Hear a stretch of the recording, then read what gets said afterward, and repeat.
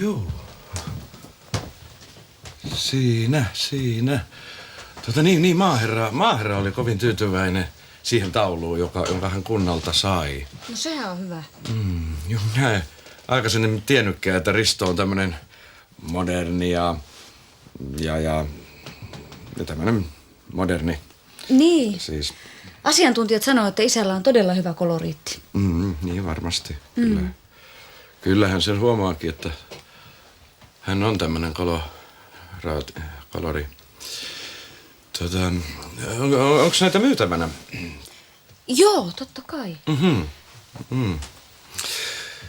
Joo, niin meillä vaan kunnanvaltuuston entinen puheenjohtaja täyttää 65 ja ajateltiin, että Riston maalaus saattaisi hänelle sopia, kun hän on tämmönen harrastaa taiteita. Joo, minkälaista te olette ajatellut?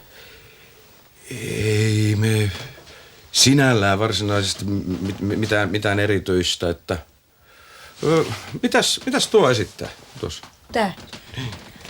No, ei se oikeastaan esitä mitään. Siinä on rytmiä ja erilaisia elementtejä. Se on semmoista 60-luvun tyyliä. Joo. No, Antero, mitäs mieltä sinä oot? Nämä ovat erittäin mielenkiintoisia. Tästä taulusta Joo. minä pidän erityisen paljon. No joo. No mikäs siinä? Mitäs tuo maksaa? Sanotaan semmonen 4,5 tonnia. Ei.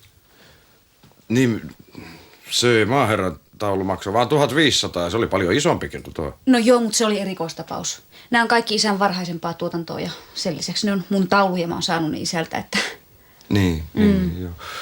Olen ollut sillä tavalla varautunut, mutta tietysti jos se sopii, että maksetaan ensi viikolla. Joo, totta kai. Tämä Anterohan on siis varsinainen asiantuntija. Että hänhän oikein kirjoittaa siis lehtiin. Pitää palstaa. Taidepalstaa. Taidepalstaa.